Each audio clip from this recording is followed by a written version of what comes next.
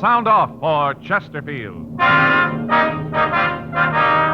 Chesterfield, first with premium quality and best for you. Chesterfield brings you Dragnet.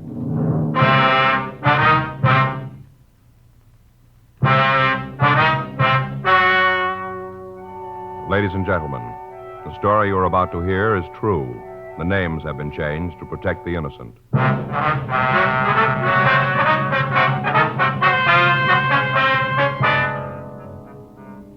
You're a detective sergeant. You're assigned a missing persons detail. You get a call that a man is missing. He failed to return from his work the day before. There are no leads to his whereabouts. Your job, find him.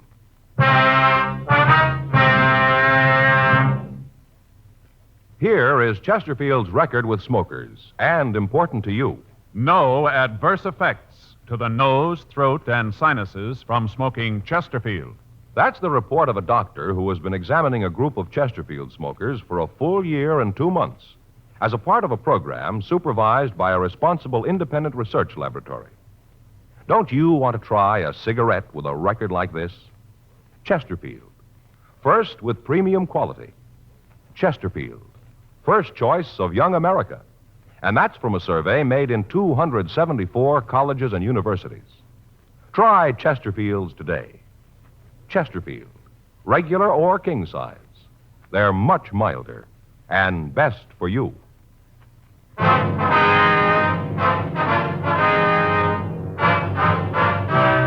Dragnet, the documented drama of an actual crime. For the next 30 minutes, in cooperation with the Los Angeles Police Department, you will travel step by step on the side of the law through an actual case transcribed from official police files. From beginning to end, from crime to punishment, Dragnet is the story of your police force in action. It was Tuesday, June 16th. It was warm in Los Angeles. We were working the night watch out of Homicide Division, missing persons detail. My partner's Frank Smith. The boss is Chief of Detectives Thad Brown. My name's Friday. I was on my way back to the office, and it was 11:59 p.m. when I got to room 24.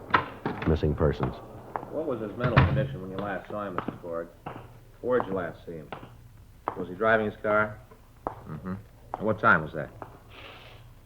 Yes, ma'am, but what was the exact time? I see. And your address? And the phone, please. Now, can you think of anything you forgot to tell me? Right. Right. Oh, you gave me that before. Mm-hmm. Was your husband a drinking man, ma'am? I see. Okay, Miss Borg, we'll make a check. Call you back. Yes, ma'am, we'll do our best, thanks. Anything? Man by the name of Borg missing. I'm sure glad my wife doesn't call for help every time I miss a meal. Trouble with most guys is they let a woman keep tabs on them, check on everything they do. Let me see that 9-7, will you? Yeah, here you go. It's everything his wife gave me. Mm-hmm. Well, you get the jails and records. I'll check Georgia Street County Hospital in the morgue.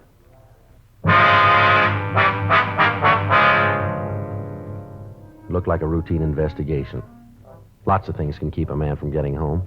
A few drinks, sick friend, unexpected business conference, a flat tire on an isolated road, maybe just boredom. But there are other things that can keep a man from getting home. It had to be checked out. Henry Borg, 51, male, white American, address 1571 East Berendo Street, had failed to return home at the usual time on Monday. His wife called one of the men he worked with and found that he hadn't been at work all day that day. He still hadn't come home the next afternoon. She called us. I checked the Gaga file to see if he was one of our regular customers, mental case or alcoholic. He wasn't. Frank and I checked the jails, the hospitals, and the morgue. They had no record of him there. No John Does fitting his description. And Borg had no criminal record. We could assume that he was at least alive. Frank called Mrs. Borg back, told her not to worry, and asked her to call us immediately if she heard from her husband. Wednesday, 3:10 p.m., still no word of Henry Borg. The day watch had made another check of the jails, the hospitals, and the morgue. Mrs. Borg called 3 times. The day watch officer's notes described her as very upset. I called her back and asked her to come in the next day to file a missing persons report. I asked her also to bring in the best picture she had of her husband. Thursday, 2:40 p.m. Mrs. Borg was waiting with Frank when I got to work. She'd already filled out the Form 316. She was holding an aging Pekingese dog in her arms. Joe, this is Mrs. Borg. How are you, ma'am? My partner, Joe Friday, ma'am. Hello, Officer Friday. I talked to Mr. Smith and filled out the paper. Here's that picture you wanted. Oh, yes. Thank you very much, ma'am. It's a good likeness. Mm-hmm. Now, Miss Borg, I see here that you haven't put anything down under personal habits for your husband. Well, I don't understand. Well, does your husband drink at all, ma'am? Henry? No. He takes a glass of beer with his supper when he comes home, but he's not what a person would call a drinking person. Gamble? Gamble? Yes, ma'am. Cards, dice, horses? Oh, I should say not. He never does nothing like that. You've never known him to gamble at all, then? Henry? I should say not. Now, Miss Borg, you say here that your husband has no relatives. Oh, only brother Ed, older brother, but I didn't put him down. We don't know where he lives. Haven't heard a word about him 9-10 years. Mm-hmm. What about your family? Your husband friendly with your family? My family hasn't spoke to me since the day I married Henry Borg. Mrs. Borg, I see you only have one friend listed, a Hal Bishop. That's the man your husband rode to work with, isn't it? Yes. Do you know Mr. Bishop's address? No, I don't. Did your husband ride to work with Bishop every day? You say he left his car at home Monday. Did he ever drive it to work? Well, he usually drove our car, but then he'd ride with Mr. Bishop pretty often, too. I didn't think anything about it. It didn't seem like anything. Well, did your husband spend much time with this Bishop? No, just work. Henry used to like to spend his free time with me. All right, now, ma'am, please don't get upset here. Did your husband have any financial problems, debts that were worrying him? Financial difficulties, like bills and things? Oh, no, Henry always took care of it. Do you think there might have been anything you didn't know about that was worrying him? Officer, if Henry was worried about anything, I'd have known it. He'd have told me for sure. Mm-hmm. Now, what about your home? Do you own it? What do you mean? Was there a mortgage on it, I mean? Yes. Do you have the pink slip on your car? No. Well, is it possible that your husband was behind in the payments? No, he would have told me. Well, did he owe money down where he worked? No, not that I know of. His job, maybe. Was he worried about that? Mr. Snyder, that's his boss. Well, he always said Henry would have a job as long as he was in the contracting business. Henry makes good wages. Mm-hmm. Now, you say here his mental condition was good. Has that ever been poor? You ever know your husband to black out? How do you mean, black out? Well, has he ever suffered from lapse of memory? Is there any history of epilepsy in his family? History of epilepsy? Oh, no, not Henry. Why, he's a healthy man. He hasn't had a sick day. Now, Miss Borg, have you and your husband been getting along lately? What do you mean by a thing like that, officer? You think Henry and I had a fight, and that's why he left. Is that what you think? No, ma'am. We don't think anything here, but these are the things we have to check out. Well, it's a waste of time. Don't you think I'd have already told you that? If Henry and I'd had a fight, I'd have told you first off. It's the first thing I'd have said. Yes, ma'am. Something's happened to my husband, officer. I just know it. Something's happened to him. Did you and your husband go out together much, ma'am? Well, one night last month we went to the Coconut Grove, there in the Ambassador Hotel, and we used to go up the movies pretty regular. Was he in the habit of leaving the house at night alone? No, just when he went out with Francine. Francine? Yes, our Pekingese here.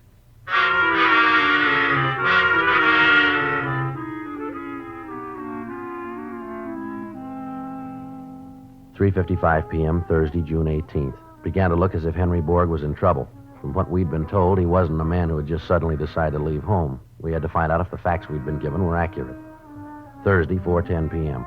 We contacted Borg's friend, Hal Bishop, just as he was leaving the construction job where they both worked. He said he hadn't gone by Borg's house to pick him up Monday because Borg hadn't asked him to. The way they worked it, Borg always told him the day before if he wanted to ride. At first, Bishop said he hadn't noticed anything strange about Borg recently. Then he decided Borg had been a little irritable the last few days. Said it wasn't like him to be irritable. That he'd never known Borg to miss work before, and that he'd never heard of any trouble between Borg and his wife. He said that Borg didn't talk much about his wife. We called on the neighbors of the Borgs. They said nothing to indicate any flaws in Mrs. Borg's story. Henry and Martha Borg were average people in an average neighborhood. He went to work every morning at 7 a.m. Came home at 5:15. His neighbors didn't know much about him. He was a quiet man. They lived in the same house for 13 years. Martha Borg was 47, maybe 48. They never had visitors. After 13 years in the same neighborhood, she apparently had no close friends. Two of her neighbors had noticed that in the past year, Martha Borg would leave her house 3 or 4 times a week at 11 a.m. Always at 11 a.m. She invariably got back before her husband did. The neighbors said she usually brought some shopping home with her. They did go out frequently in the evenings. However, there were no reports of family trouble between Martha and Henry Borg. Thursday, 6:20 p.m.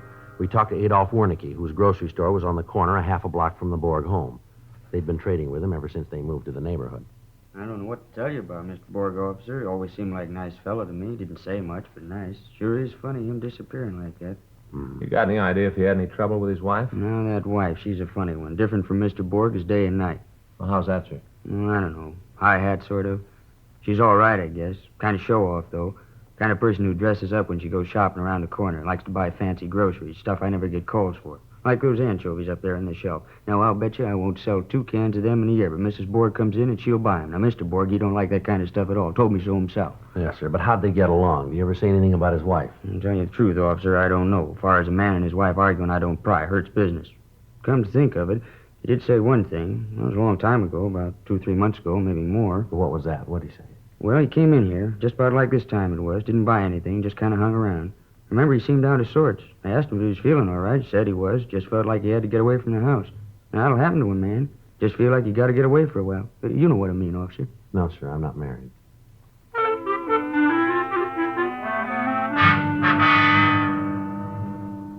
Thursday, 7:50 p.m. Borg's description and the circumstances of his disappearance have been broadcast to all units. Still no word. 4:10 p.m., Friday, June 19th. We checked Borg's union. He hadn't reported for a new job. We filed an all-points bulletin. 8:05 p.m., I checked back into the office. Mrs. Borg was waiting.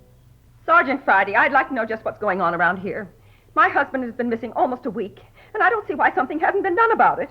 If you can't find my husband, then why don't they put more men on this case? This is a terrible thing. I'm a woman alone, and the police haven't done a single thing. My husband may be dead. He may be dead, and nobody's doing anything about it. In my work, you hear it every day, but you can't get mad. It's against regulations, and you can't blame them either. They're in trouble, so you let them talk. You try to explain. They don't listen, but you try. Well, we're doing all we can, ma'am. They're always talking these days about giving policemen more money. It seems to me there are certain policemen who aren't even earning the money they get right now. Yes, ma'am. What are you doing for my husband? Miss Borg, here's the file on it. Now, we've made regular checks on the hospitals, the jails, and the morgues. Thursday night, when you came in to file that Form 316, we had a complete description of your husband broadcast to all radio units in the city. It was teletyped to every police division. Today, we sent out an all-points bulletin over the state wire. Every police department, sheriff's office, and highway patrol unit in the state knows that your husband is missing. Here, you can see the bulletin right here, ma'am. Now, in these cases, ma'am, we start with nothing.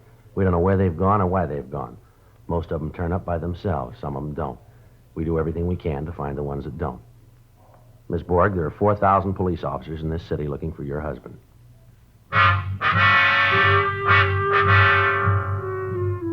8:57 p.m. When we thought Mrs. Borg was feeling better, we sent her home. We reminded her again to notify us immediately if she heard from her husband. 9:10 p.m. The desk at Central called and told us that they'd picked up a John Doe. From what they said, he apparently was suffering from amnesia. While I went down to Homicide to check out some reports, Frank went over to Central to see the man they picked up. 9:16 p.m.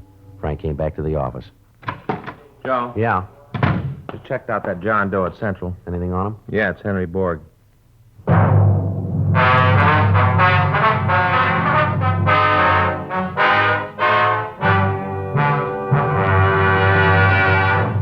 You are listening to Dragnet, the authentic story of your police force in action.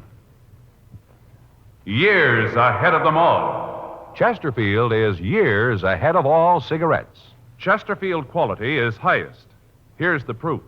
Recent chemical analyses give an index of good quality for the country's 6 leading cigarette brands. The index of good quality table, which is a ratio of high sugar to low nicotine, shows Chesterfield quality highest. Chesterfield quality highest. 15% higher than its nearest competitor. Chesterfield quality highest. 31% higher than the average of the 5 other leading brands. Don't you want to try a cigarette with a record like this? Chesterfield, first with premium quality and best for you. Try Chesterfield today, regular or king size.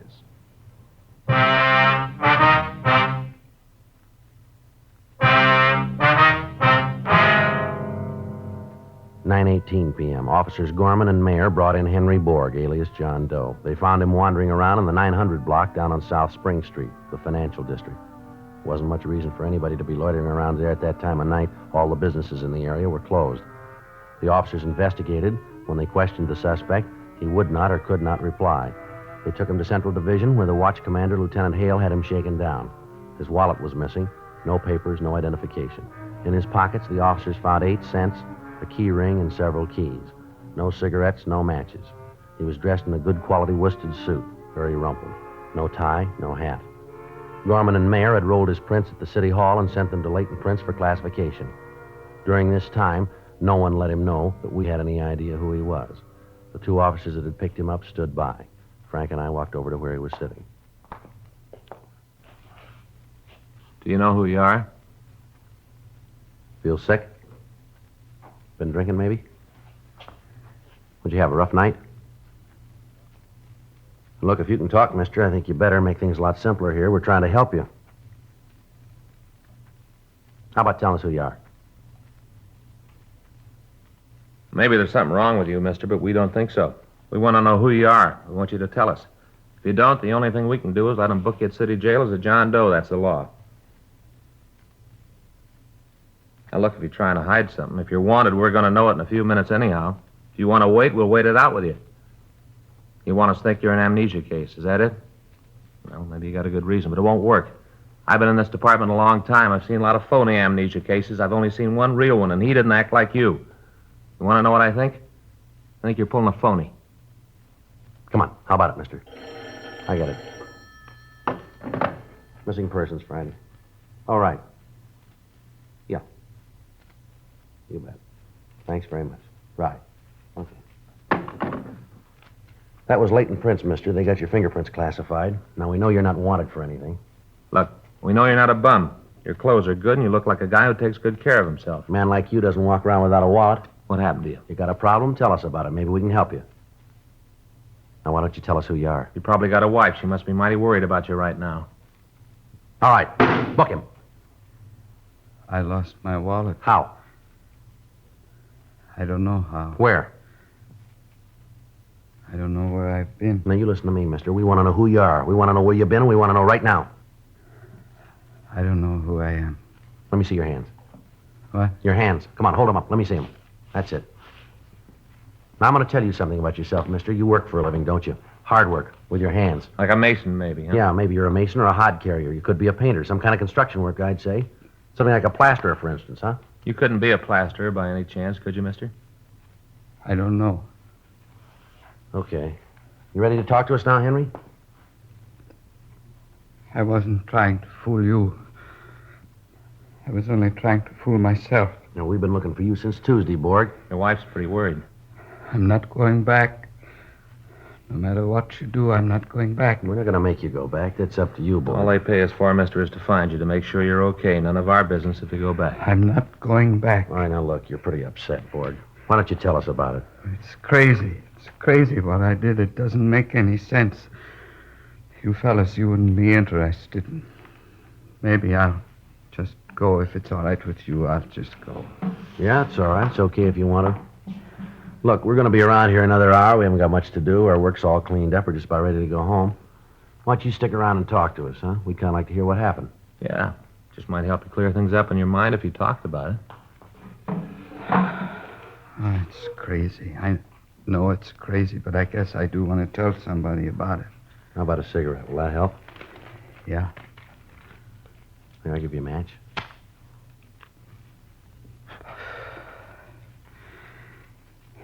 I am a man 50 years old. I work hard. I learned my trade as a boy of 16. I've been at it ever since. My wife and me, we got a new car. We got our own home, almost paid for. A man my age, when he gets home nights, he wants to take it easy. Read the paper, watch the television. Bought a $400 TV, 21-inch screen. Yeah. You want to know what happens when I get home? She wants to go out. It don't make any difference how tired I am. It don't make any difference if I've been working hard all day. She wants to go out. Do you know what that's like? Well, it doesn't sound like the reason a man would leave home, boy. I don't mind it once in a while, if it was just once in a while, but she's after me every minute I'm home. Here for the last few years, it's been every night. I don't know what's come over her. She didn't used to be like that. Martha used to be a sensible woman. Now she acts silly like a young girl. She's different. Goes in for fancy clothes, all kinds of fancy food, even anchovies, and I don't like anchovies. Last month, I swear, she even made me take her down to the Ambassador Hotel. Imagine me at the Ambassador Hotel. All I ever hear from her is we've just got a few years left to have our fling. I don't want any fling. I'm a plasterer. That's hard work. I get home, I want to rest. It isn't like I cared if she goes out. She goes to the movies almost every day. Goes before noon, she tells me, before the prices go up. I don't care about the money. I want her to have a good time, the clothes, the things like that. I don't care. I love my wife. I guess you think I'm crazy after what I did, but I love my wife. I see, sir. And that dog, that Francine, what kind of a name is that for a dog? You ought to hear her talk to it like it was a person. How long you had the dog, Borg? I don't know. 2, 3 years. Well, the reason I ask, it seems funny that you just decided to leave home last Monday. Dog's been around 2 or 3 years. The ambassador thing was last month, you said. Well, what did it? It was the lessons. Lessons? The dancing lessons. What? But there's this social club up around Pico and Figueroa. People go there to dance. People our age, she says. Only I can't dance. That's when she gets this idea I gotta take dancing lessons. Did you ever hear of anything like that? A man my age has got to take dancing lessons? That's when you left. It was Sunday afternoon when she got this idea.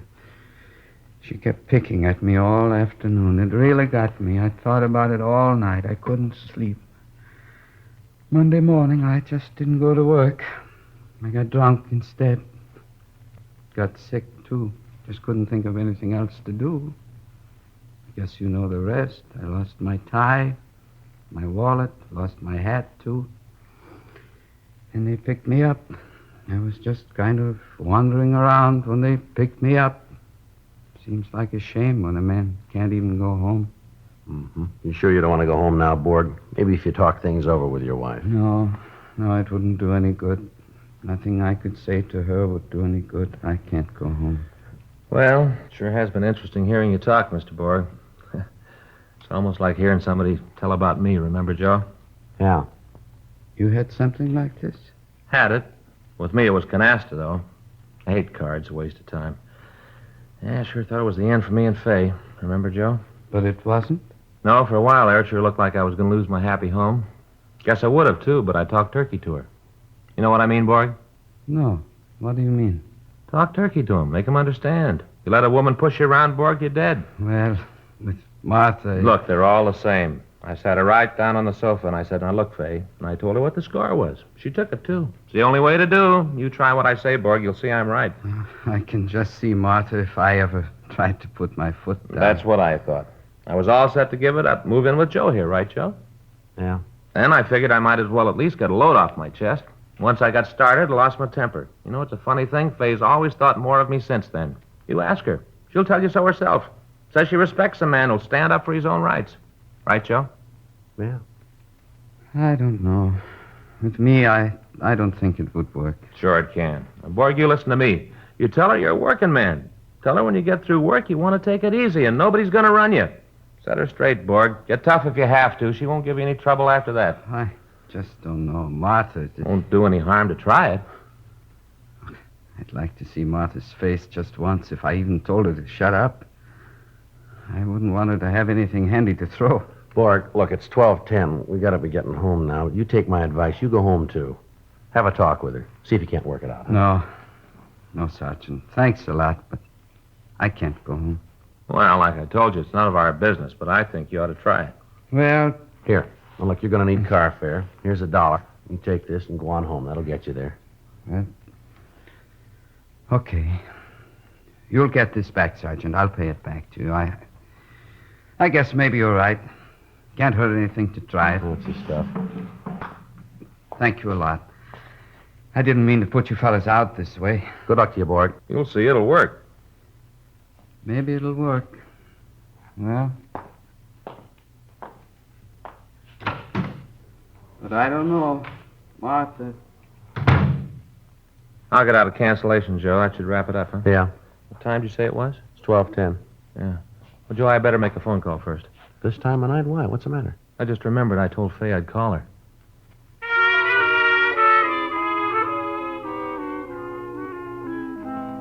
Friday, July 28th. A month had passed since Henry Borg had left our office to go home. We'd heard nothing further from him or his wife, and we assumed that they had reconciled their problems. 6:10 p.m. Officers? Oh, hello there, Borg. Nice to see you again. Hi, Borg.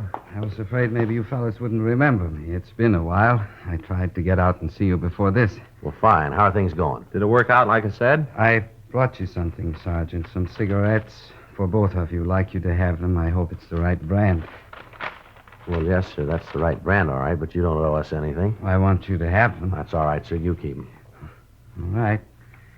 Well, anyway, here's that $1, the one you loaned me. Okay, Borg. Thanks very much. I sure owe you fellas a lot, and I really mean it. My wife and I, we sure appreciate what you fellas did for us. Was that clock right? Yes, sir. Uh-oh, gotta rush. Got an appointment. Be late if I don't hurry. Appointment? Yeah.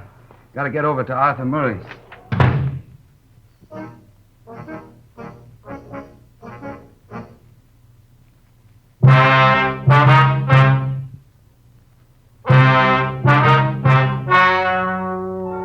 The story you have just heard is true. The names were changed to protect the innocent. On July 31st, a meeting was held in the office of the captain of homicide. In a moment, the results of that meeting. Now, here is our star, Jack Webb. Thank you, George Fenneman. Friends, we hope you've been listening to Dragnet regularly, and we hope you've tried our Chesterfields. If you haven't tried them yet, then tomorrow's your day. Get a carton, regular or king size. It only takes one carton at Chesterfield's to show you why Chesterfield is best for you. Believe me, they're much milder with a wonderful taste. America's best cigarette buy, Chesterfield.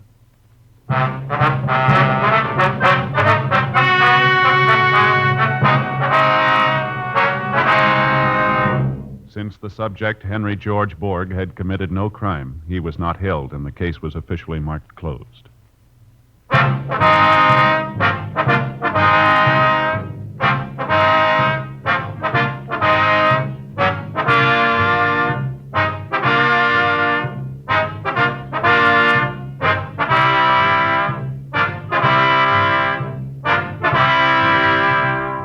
You have just heard Dragnet, a series of authentic cases from official files. Technical advice comes from the Office of Chief of Police W.H. Parker, Los Angeles Police Department. Technical advisors Captain Jack Donahoe, Sergeant Marty Wynn, Sergeant Vance Brasher. Heard tonight were Ben Alexander, Vic Perrin, Irene Tedrow. Script by Paul Coates. Music by Walter Schumann. Hal Gibney speaking. For a million laughs, tune in Chesterfield's Martin and Lewis show Tuesday on this same NBC station. And sound off for Chesterfield's, either regular or king size. You'll find premium quality Chesterfield's much milder. Chesterfield is best for you. By special request, Dragnet is being sent to our servicemen and women all over the world. Chesterfield has brought you Dragnet, transcribed from Los Angeles.